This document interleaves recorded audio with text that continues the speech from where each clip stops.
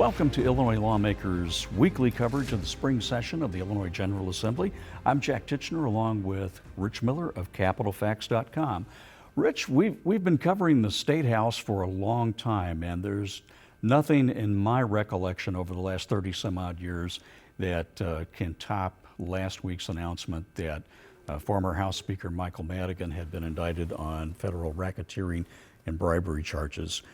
What is your take, sir? We don't have enough time. It was a shocking indictment. As I've been telling my subscribers, he always claimed to have this high standard of ethics, and yet here he is meeting with some alderman who's talking about a quid pro quo, and then he keeps on meeting with him for another more than a year. Trying to get business for his law firm out of Chinatown, trying to, get his kid a contract with some not-for-profit organization. I mean, I think it shocked a lot of people who took the man at his word that he was not like this. And he just came off as a little grifter, a small-time grifter. Now, of course, the former speaker has maintained his innocence. He entered a not guilty plea to the charges this week. The closest thing I can think of, this is like plate tectonics. It's like there's an earthquake and all of a sudden it sends tremors all throughout the political landscape of the state. Well, I think it would have been a lot worse if they hadn't gotten rid of him a little over a year ago. Keep in mind, he's no longer in power. He holds a couple positions. He's 13th Ward Democratic Committee person, and he's a committeeman on the state Democratic Central Committee. People have called on him to resign both those positions, but he's no longer a state representative, and he's no longer the House Speaker. So he has no control right now, really, over anything major in Illinois government, Illinois politics, except maybe the state rep. As you look at the situation, how Democrats are going into the midterms facing some pretty strong political headwinds. The crime issue is going to be one that the Republicans were going to beat on. We know that they were going to use the ethics reform issue as well. Can we tell yet how are Democrats trying to change the narrative as they go into a very difficult year? Well, what they want to do in the House anyway is say, hey, we replaced him, right? They're all on record voting for Chris Welch and not voting for Mike Madigan. There is no public record of them voting for Mike Madigan a year ago. And so they want to use that to put it behind them. The Republicans obviously don't want to let them put it behind them. And there's some Democrats who can't seem to let go of him either. We saw that this week when 9 House Democrats called on the governor to put a freeze on some capital projects that Madigan was associated with until they could be checked out. And in fact, one of those members told the Better Government Association that everything connected to Madigan is now suspect. I'm not sure she really meant to say it that way because she voted for Madigan, quite often over the years for re-election as speaker. And we got a very, very short time left. There was some very strong pushback from Latino lawmakers whose projects were going to be endangered by this. Not just Latinos, but people around that area. They wanted the projects. They went to Madigan, asked him to put it on his list, and he did it. So, why is this even an issue anymore? And as we're speaking right now, I'm still waiting on the governor to respond because the 9 decided that never mind. After that pushback, you don't have to freeze it. Go ahead and spend the money. But the governor has not yet responded. Sorry. That's all right. Rich Miller, thanks so much. We always appreciate your time here on Illinois Lawmakers. Democratic House Majority Leader Greg Harris of Chicago joins us now on Illinois Lawmakers. Leader, good to have you on the program again. Good to see you again, Jack. You're sort of the institutional memory on the Democratic side of the aisle in the House for many years when it comes to budget making, human services issues, and the like. What are the key goals in this spring session for your caucus and what you hope to accomplish? Well, I think we, first and foremost, want to continue the hard work that we've been doing along with Governor Pritzker in, getting the fiscal stability of the state back in order. We have paid down, billions of dollars in debt. We have reduced our bill backlog from $17 billion to now we're on a 15-day payment cycle. We are fully paying our pension obligations. We have had our first bond rating increases in 25 years as a state. So we're really moving in the right direction, but we need to keep going. So there's more work to do. And in this year, following on COVID and with inflation out there, we're going to be focusing on tax relief for Illinois families. We're going to be focusing on additional resources for law enforcement and for violence prevention. And we know that we need to, increase access to mental health funding and substance abuse treatment in all of our communities. So those are just some of the highlights of things we're working on. You've been leading a lot of the budget discussions here in recent days. You were in a hearing earlier today. I'm just curious, as the budget plan was rolled out by the governor last month, how closely is that document going to mirror the actual work product of the Illinois House? Well, there'll be some changes, obviously, because of the House and the Senate. Both will have, we're both having our own hearings right now, bipartisan hearings, both the Republicans and the Democrats in both chambers, going through, there's 12,000 individual lines in the state budget, and they're going through them one at a time, what the governor proposed. And, every year there are changes. I'm sure there will be some this year also. But I think, House Democrats, Senate Democrats are, really, pleased with this budget because, again, it keeps us on a path of fiscal stability. We're putting $1 billion into tax relief for families. We're adding $350 million into elementary and secondary education to help bring local school property taxes down, putting more money into higher ed, $600 million into scholarships, so young people can afford to get to college if that's the path they want to go on. So a lot of good things. Obviously, there'll be some changes. There are several items in here that deal with temporary tax relief, like the grocery tax, the scheduled bump in the gasoline tax and the like, and some temporary property tax relief. Just curious, with respect to the issue with gasoline prices right now being what they are, is there anything the Illinois House and Senate can do to, in addition to this temporary freeze of the escalator on that, is there anything the House and Senate can do to help people who are feeling the pain at the pump? That's one of the things that we're looking at, and that's certainly come up from a number of my colleagues. And as we go through the next couple of weeks of hearings and debate, that'll become more clear what the direction is. One of the things that's been pushed for many years, and we've made progress in terms of how we've reformed the state's school funding formula to try to drive more money to those schools that are in poorer areas of the state.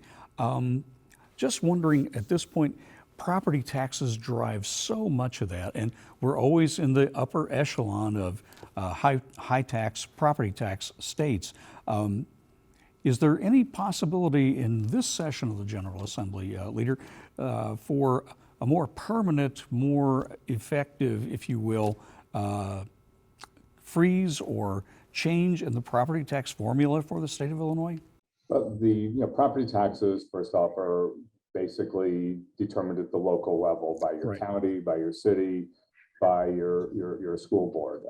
There are things the state can do, though, to help with some of these things. And one of them, and you hit the nail right on that, Jack, that if the state does more of its share of paying for local public schools, that will enable property taxes to go down locally. So we're putting another $350 million in toward public schools this year, so that local districts can have less pressure on their taxes. And the governor also proposed property tax relief, refunding some property tax payments to folks across the state this year. So that's another thing we're looking at.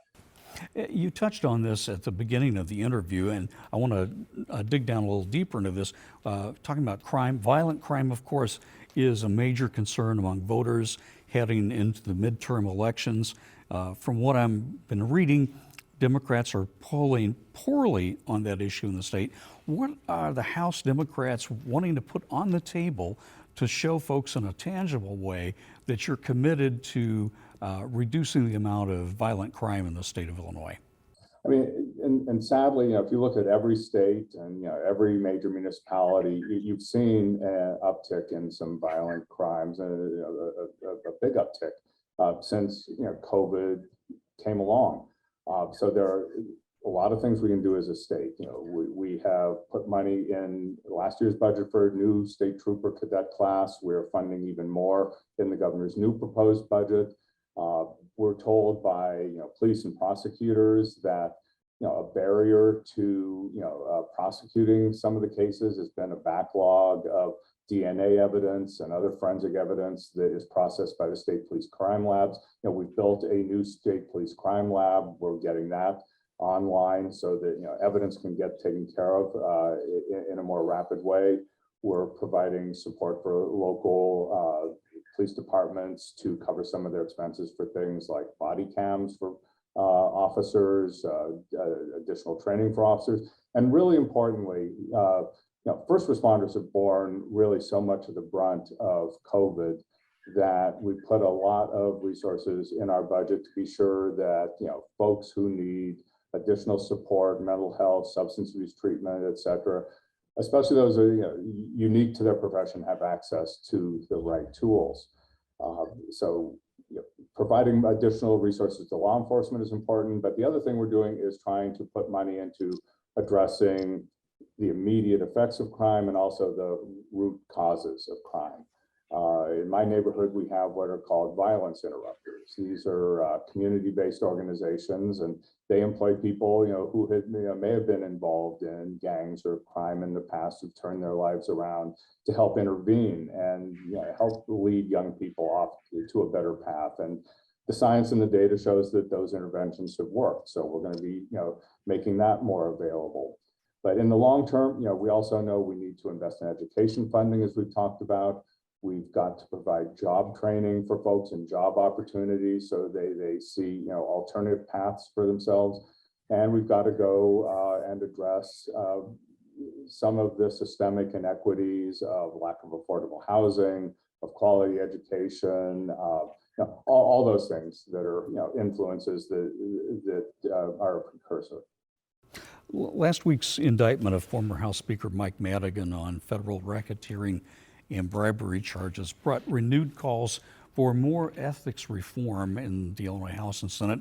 There was an ethics bill that was passed last year, and the Republicans are saying we need to dig back, kind of reopen that whole thing again, look at the ideas of having maybe a statewide grand jury power for the Illinois Attorney General to investigate alleged public corruption, and having the legislative inspector general have the ability to issue subpoenas without the consent of the Legislative Ethics Commission. Do either of these have a chance of passing this year? Well, I think the bill we passed last year responded to a lot of the things that we actually saw transpire, both in the case you mentioned and a couple others involving legislators, where we did establish a statewide lobbyist registration database, where we put a revolving door prohibition into place. We made prohibitions on elected officials being able to lobby other sections of government, and a lot more financial disclosure. Are there other things we can do? I'm sure there are. And as we monitor these cases as they go through our system of justice, I think we need to look carefully to see what are solutions that are really going to work. And I think my colleagues and I are certainly know we have to keep working on this stuff. You're going to be retiring, sadly, at the end of this term of yours, and I can't let you go without asking about your time at the State House. You were on the vanguard of so many progressive things like same-sex marriage, Medicaid reform. What stands out to you as one of the high water marks for what you've been able to accomplish there over the years? Well, yeah, certainly, Illinois was the last state that was able to pass marriage equality, before it had to go to the Supreme Court. So I'm really proud of our state. We were the only heartland state to, ever voted into law. There were other court decisions, but on the West Coast and the East Coast where other successes were. So I'm really proud of Illinois as a heartland state, that people came together to do the right thing for equality and respect for all of our families. Well, you've always been a powerful voice for those who don't always have a place at the table, and I think that's going to be a lasting legacy, leader. Thank you so much for your time. Really appreciate it, and we'll be trying to talk to you again before your term's up, okay? Well, I got a couple more months, so hopefully we'll do that. Excellent. Thank you so much, leader. Thank you. Up next on Illinois Lawmakers, Democratic Senator Cristina Castro of Elgin and Republican Senator Sen Curran of Downers Grove. Senator Castro chairs the Senate Executive Committee, and Senator Curran is the spokesperson, a Republican spokesperson on the Assignments and Ethics Committees. Thanks for joining us and taking the time out in what I know is a very busy day for you both. I want to start with the budget. The governor, of course, said a few weeks ago the state's economy is turning around, income's up, and we're paying down our overdue bills and making our pension payments on time. What are the key areas of the governor's budget proposal do you think need to be addressed when it comes to areas like education, social services, and infrastructure in the next few months? I guess I'll go first. Thank you for inviting us today. I think one of the things that I was pleased to see in the budget, and obviously the payment on education, making sure we make our payment, as well as the fact that we are making not only our traditional pension contributions, but also adding a little bit more. I think there's a lot of conversations around the budget in particular on different aspects. But, I am actually pleasantly pleased to see what the governor introduced. For my constituents, increase in MAP funding is very important, making sure, college is affordable for many students. And also programs, as you see, investment in LIHEAP. And also, obviously there's going to be some kind of pauses on some of the taxes as far as gas tax, as well as groceries for a year. To give some of our constituents who've been hit hard by the pandemic a bit of a break. Senator, thanks so much. Senator Curran, from the GOP side. Very nice to be with you both this morning. We're in a period of time here where we have unexpected revenues, nearly $4 billion in unexpected revenues available, which is going to make the budget process certainly easier, but it's a unique opportunity for us going forward to address some long-term deficits. Senator Castro mentioned education and the pension payment are two musts. It's great to see that as a starting point. We have real problems with the unemployment trust fund, and unemployment benefits have been taxed. It's been spent going through the pandemic. That is something that we must address in this budget. The governor's proposal doesn't get us anywhere near where we need to go on that, and that's going to be a massive tax increase on business, on employers, if we don't do better in this budget process. And then the senator also touched upon some of the temporary tax relief. I think we want to take a look at how can we actually drive some long-term tax relief to middle-class families, lower-income families here in the state. So I think this is an opportunity to, while we're talking short-term, let's keep an eye on long-term as well. So we have work ahead to do, and I think we can get there. I'm curious, one of the things that always comes up every year, but other than the temporary property tax break that the governor's proposing, the permanent solution to property tax relief seems always to be elusive. Is there any sense that there could be any more concrete action taken on that during this spring session? Well, I mean, education funding is the path to permanent property tax increase. You know, we fund education in this state in a manner that is not followed by the majority of states in this country. We funded, you know, solely on local property taxes, just about. This is an opportunity. We are making the full payment on, you know, on the new funding formula, but we do need to look at ways to shoulder a greater burden of that education funding to provide long-term sustainable property tax relief for residents throughout the state. Senator Castro? You know, Senator Curran touched on a very important topic. We've also looked at ways to, for efficiencies as government accountability and transparency in a lot of different aspects. There's people who've always introduced various pieces of legislation. And I think we're all always open to having those conversations. Both sides have been working diligently on to reduce waste in government. You know, in addition to the property tax relief and the gas tax relief that the governor's proposing in his budget proposal for the spring, you know, at the same time, I just watched pump prices jump by about 30 or 40 cents here where I live. Is there anything that the General Assembly can do to help, you know, give some relief at the pump? There are some proposals floating around on some temporary relief at the pump and pauses on or fuel tax.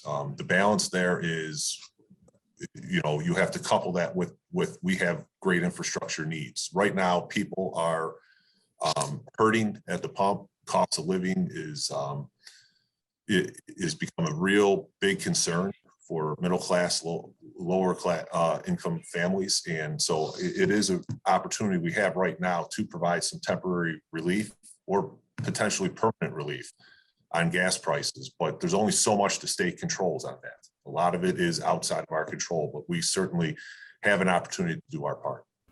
Senator Castro? I think that's, you know, I think Senator Curran is correct. I mean, that's why we're looking at some of these temporarily freezes from the grocery tax to the gas tax, trying to give our families some relief here. You know, the state can only do so much. Obviously, no one anticipated, you know, what's going on abroad and with Ukraine and, you know, Russia attacking Ukraine and other aspects. But, you know, we as lawmakers are working very hard to see where we can help middle and working class families work to give them some relief, and especially in the state budget.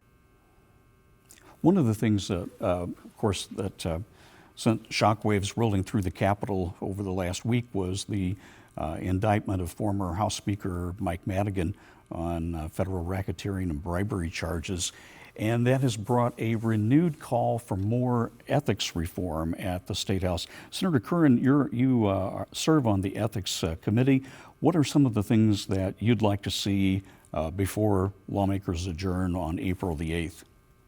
Well, we had a comprehensive package last year that we passed that was a good first step. However, there was much more on the table that we had put forward to discuss. Two items in particular, proposals that I've put forth last year and continue this year that would address specifically, you know, what's going on with the former speaker and just corruption in government is one, an expansion of the statewide grand jury, which would get the Attorney General involved in investigating public corruption crimes. The Attorney General has a statewide grand jury for limited purposes that he convenes. We can expand that to public corruption and actually get our state's top law enforcement official involved in this arena. Secondly, an expansion of state RICO. So the Racketeering, Influence and Corrupt Organizations Act. These are the tools that the federal government uses to investigate public corruption. Our local law enforcement officials don't have those same tools. We need to equip and empower our local law enforcement officials with the same tools under RICO, state RICO, that they have under federal RICO in rooting out public corruption. We are wholly reliant on federal authorities investigating corruption in this state, we need to unleash our local law enforcement officials in this arena. And those are two proposals that we would expand the field in terms of being able to investigate. And because we know it's not just corruption at the highest levels, we want to make sure we investigate it throughout all facets of government in the state to make sure people are getting fair, honest, and ethical government. Senator Castro, how would those proposals be received on the Democratic side of the aisle in the Senate? You know, I think one of the things that we have worked on and we continuously work on is ethics proposals. As Sen Curran mentioned, we passed with bipartisan support a package last session. I think, I sit on the Legislative Ethics Commission. I'm actually pleased that we appointed a very strong Inspector General, Judge Michael McCluskey. Despite some of the back and forth that went on there, he is someone who he takes this role very, very seriously. I think when it comes to ethics, we're always open to conversations to see how we can make it stronger, how to make it stronger, and we'll always entertain those. Senators, thanks so much for your time this morning on Illinois Lawmakers. We certainly appreciate it, and looking forward to having you back on the program as quickly as we can. Thank you. Thank you.